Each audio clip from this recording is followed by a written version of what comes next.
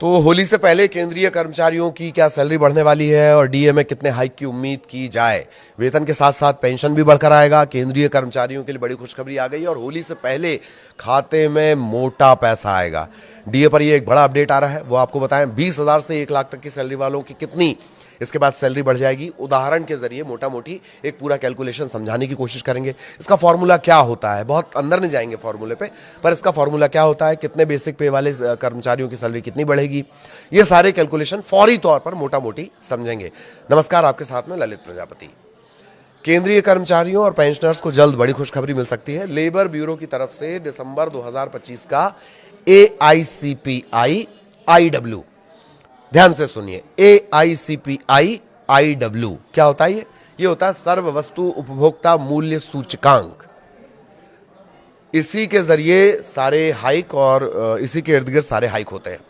तो इसका डेटा जारी होने के बाद अनुमान लगाया जा रहा है कि महंगाई भत्ता और महंगाई भत्ता राहत, एक होता है DA जो कर्मचारियों को मिलता है, एक होता है DR डियरनेस रिलीफ, ये मिलता है पेंशनर्स को।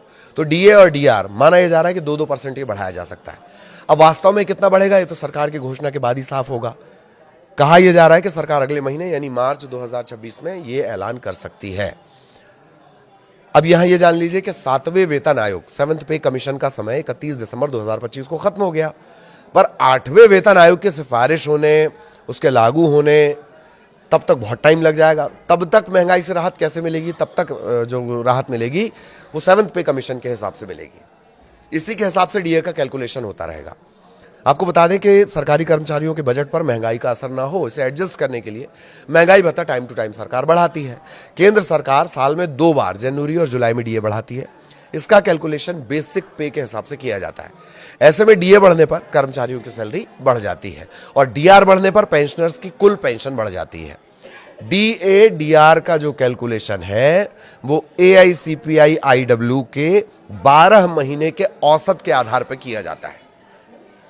12 महीने का औसत अभी क्या आया है? अभी दिसंबर का आया है, तो पूरे 12 महीने का एक एवरेज निकाला जाएगा। ये होता क्या है? AICPI IW यानी all India consumer price index. Industrial workers एक मासिक इंडेक्स होता है जो इंडस्ट्रियल लेबर द्वारा एक तय बास्केट में शामिल वस्तुओं और सेवाओं के खुदरा दाम में समय के साथ होने वाले बदलाव को मापता है। लेबर ब्यूरो हर महीने AICPI IW का आंकड़ा जारी करता रहता है। यही जो डेटा है लाखों मजदूरों, अच्छा जब मैं मजदूरों बोल रहा हूं तो इसको कर्मचारी समझिए, लाखों मजदूरों और कर्मचारियों के वेतन और डीए को तय करने के लिए इस्तेमाल किया जाता है।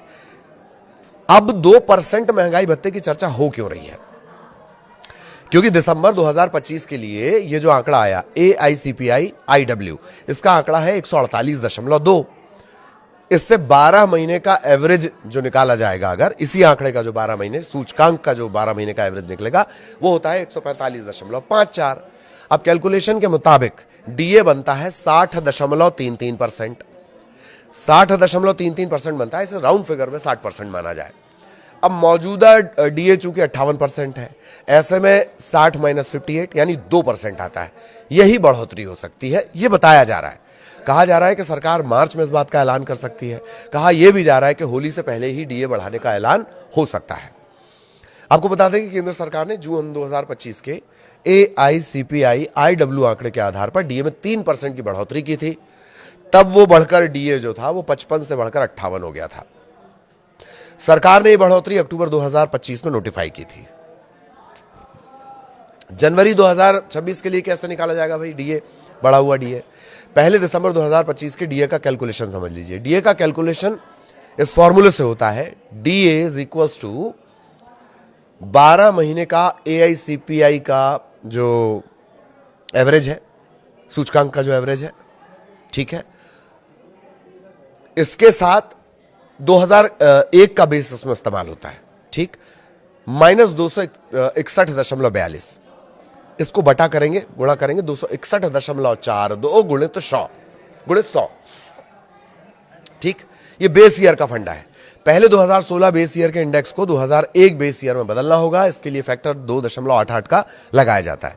2.88 का ये फैक्टर 2016 वाले नए बेस को 2001 वाले पुराने बेस के बराबर करने के लिए निकाला गया है।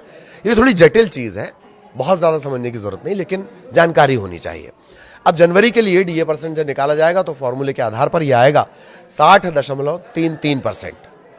राउंड फिगर में माना जा रहा है कि 60% इसको माना जाएगा। फिलहाल फॉर्मूले की इतनी समझ रखिए क्योंकि ये थोड़ा सा जटिल है। इसमें बेस ईयर आएगा, बेस ईयर के बाद जो सूचकांक है वो आएगा, ठीक है। फिर 288.88 ये भी आएगा। आगे आपको उदाहरण भी बताएंगे। लेकिन क्या मार्च में डबल तोहफा मिल सकता है? ये एक बड़ा सवाल है। पहले इसका जवाब, प्रधानमंत्री नरेंद्र मोदी की अध्यक्षता वाली केंद्रीय कैबिनेट मार्च 2026 की शुरुआत में इस फैसले को मंजूरी दे सकती है। चूंकि ये बढ़ोतरी 1 जनवरी 2026 से लागू मानी जाएगी, इसलिए कर्मचारियों को सिर्फ बढ़ी हुई सैलरी नहीं मिलेगी बल्कि पिछले महीनों का पूरा एरियर मिलेगा। तो इसका मतलब यह है कि अगर मार्च में घोषणा होती है तो होली के आसपास आने वाली सैलरी में फरवरी महीने का बढ़ा हुआ वेतन और जनवरी का जो बकाया एरियर है वो जुड़कर आ सकता है। त्योहार के मौके पर एक मुश्त राशि मिलना किसी तोहफे से कम नहीं है। पेंशन भोगियों के लिए भी ये उतनी बड़ी राहत की खबर होगी क्योंकि उनकी महंगाई भत्ता कर्मचारियों का होगा, महंगाई राहत किसकी होगी? पेंशनर्स की होगी। उनमें भी इसी अनुपात में बढ़ोतरी होगी। मौजूदा बढ़ोतरी 7वें वेतन आयोग की सिफारिशों के तहत की जाएगी। अब तक 8वें वेतन आयोग के गठन या लागू होने को लेकर सरकार की तरफ से जो टाइम पे अपडेट दिए जाते हैं, औपचारिक हरी झंडी हालांकि इसे मिली नहीं है। तो ये डीए बढ़ोतरी 31 दिसंबर 2025 को 7वें वेतन आयोग के औपचारिक समापन के बाद पहली समीक्षा होगी। अब एक मोटा मोटी आपको उदाहरण बता देते हैं। सैलरी स्लैब से आप समझ सकते हैं 20,000 से 1 लाख तक की सैलरी वालों की कितनी सैलरी बढ़ेगी। मौजूदा समय में 58%, 2% का इजाफा तो बढ़कर ये कितना हो जाएगा? 60%। इसमें केंद्रीय कर्मचारियों की सैलरी भी बढ़ जाएगी। मौजूदा डीए 58 और अब 60% डीए पर अलग अलग बेसिक सैलरी के हिसाब से एक मोटा मोटी बढ़ोतरी कैसी होगी, इसे कैलकुलेशन से समझा जा सकता है। जिनकी बेसिक सैलरी है 20,000, 58% डीए पर इनका वेतन 31,600 और 60% वेतन पर इनका पहुंच जाएगा 32,000। तो मासिक बढ़ोतरी कितनी होती? 400 रुपए। बेसिक सैलरी अगर 30,000 है, 58% के हिसाब से 47,400, 60% के हिसाब से 48,000, मासिक बढ़ोतरी 600 रुपए। जिनकी सैलरी 40,000 के स्लैब में है, 58% के हिसाब से 63,200, 60% के हिसाब से 64,000, महीने की बढ़ोतरी 800 रुपए। बेसिक सैलरी 50,000, 58% के हिसाब से 79,000, 60% के हिसाब से 80,000, मासिक बढ़ोतरी 1,000 रुपए की। बेसिक सैलरी 60,000 के स्लैब में, 58% के हिसाब से 94,800, 60% के हिसाब से 96,000, 1,200 रुपए की बढ़ोतरी।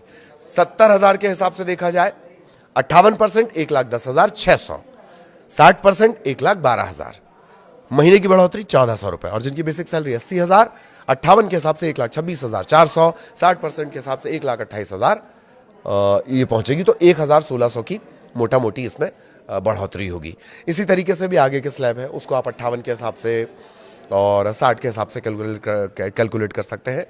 बट मोटा मोटी ये जो बढ़ोतरी है ये हम आपको एक बता रहे हैं कि ये 2% अगर इजाफा होता है तब होगी। ये ऐलान के बाद ही क्लियर होगा। कुल मिलाकर देखा जाए तो केंद्रीय कर्मचारियों की जो सैलरी है सालाना 4,800 रुपए से 24,000 तक की इसमें बढ़ोतरी होगी अलग अलग स्लैब के हिसाब से। हालांकि 1 लाख से जो बेसिक 1 लाख से ज़्यादा बेसिक जो कर्मचारी सैलरी पाते हैं उसकी और ज़्यादा बढ़ेगी, उसका कैलकुलेशन हमने आपको नहीं बताया। लेकिन डीए में कितनी बढ़ोतरी होगी इसे लेकर अभी केवल कयास और अनुमान ही लगाए जा रहे हैं। वास्तविक बढ़ोतरी सरकार की जो घोषणा है उसके बाद ही पता चल पाएगी। तो अभी ये बिल्कुल क्लियर नहीं होगा। आगे इससे जुड़ा अपडेट जो भी रहेगा वो आप तक पहुंचाएंगे। नमस्कार।